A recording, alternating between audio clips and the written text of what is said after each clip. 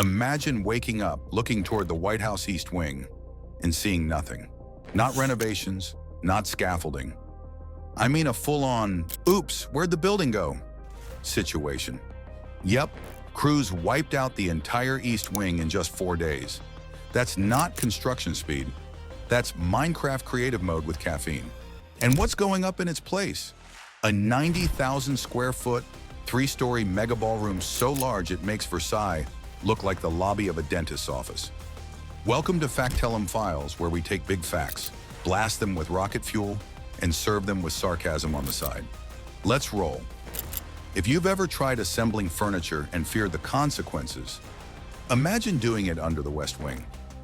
Behind those White House fences, crews are prepping for what's expected to be the largest concrete pour in DC since the Pentagon was built. We're talking miles of concrete trucks lined up like they're waiting for Beyoncé's comeback tour. And here's the tricky part. They must pour for 18 hours straight, no breaks, not even a bathroom moment, or the slab forms a cold joint, aka. Congratulations, your ballroom floor is now a tectonic plate. To avoid that, they build a dense rebar grid, reinforcement bars so close together, workers literally walk on top of it like it's a metal trampoline for exhausted adults. Why so strong? Because the structure above it will weigh more than an aircraft carrier. Yes, a ballroom heavier than a Navy ship. America always finds a way. Now, if that sounds intense, wait till you hear what they're attaching it to.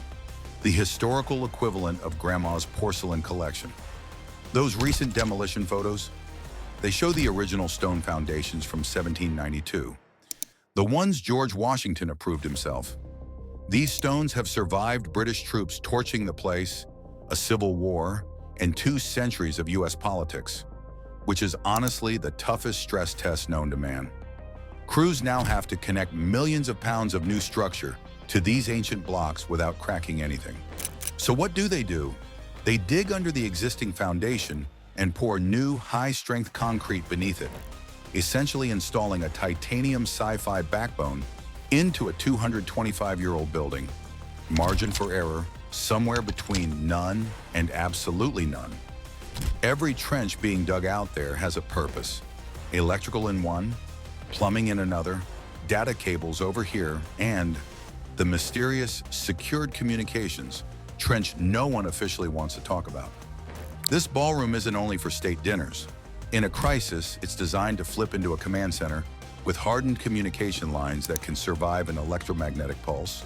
The EMP from every doomsday movie you've ever seen.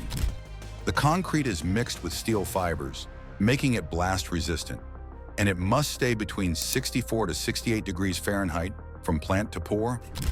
Through DC traffic, checkpoints, protesters, pigeons, tourists, everything. That's a tighter temperature requirement than a souffle.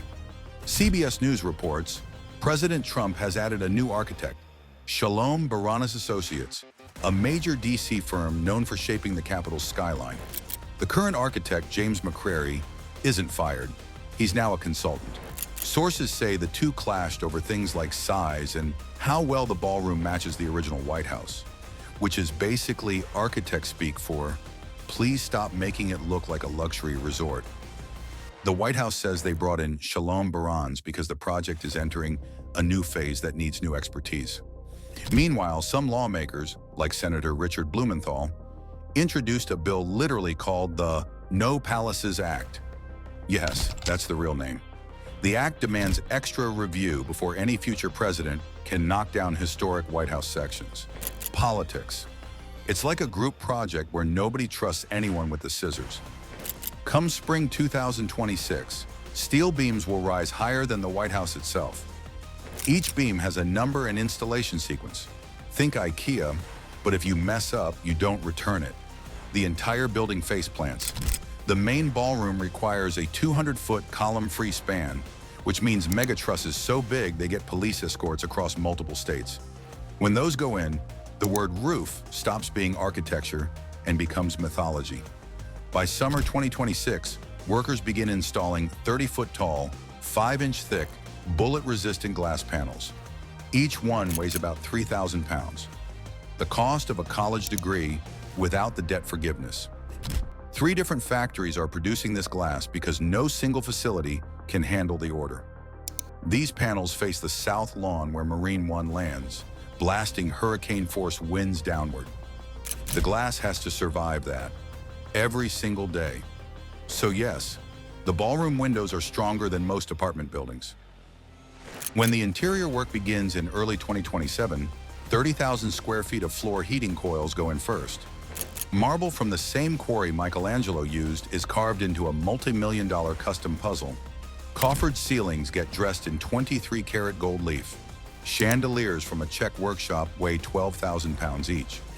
Silk wall panels from a 200-year-old French workshop add acoustic control and heat resistance up to 2,000 degrees Fahrenheit. This ballroom isn't just a room, it's an experience. It's a statement. It's a don't sneeze too hard in here sort of place. Even the kitchens are a marvel. Multiple specialized zones, including kosher and allergen-controlled areas, industrial ovens that hit 800 degrees Fahrenheit, and walk-in freezers with backup generators, just in case diplomacy gets hungry. Imagine rolling up to the new east entrance in late 2027. A massive covered portico shielding you from weather, 20-foot bronze doors so perfectly balanced a toddler could push them, and a psychological compression chamber, followed by a reveal bigger than any magic trick.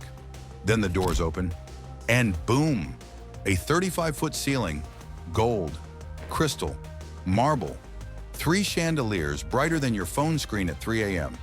Temperature locked at 71 degrees Fahrenheit, no matter how many people are dancing. Even the bathrooms are designed for high-stakes diplomacy. 30 stalls, gold-plated fixtures, and full-length mirrors for repairing your makeup or your bilateral relations. Security? Everywhere and invisible. Pressure sensors in the floor, metal detectors hidden behind silk, micro cameras embedded in moldings. If something goes wrong, exits appear from nowhere, and the place can be evacuated in under 4 minutes. When that first state dinner happens, it won't just be an event, it'll be a flex. If you want more deep dive fun facts where history, engineering, architecture, and a little chaos collide, hit subscribe and light up the notification bell. And here's my question for you. What part of this massive project surprised you the most? The engineering, the materials, or the sheer scale of the design? Drop your answer in the comments because I'm genuinely curious what blows your mind the most. This is Factellum Files signing off. Stay curious, stay skeptical, and I'll see you in the next one.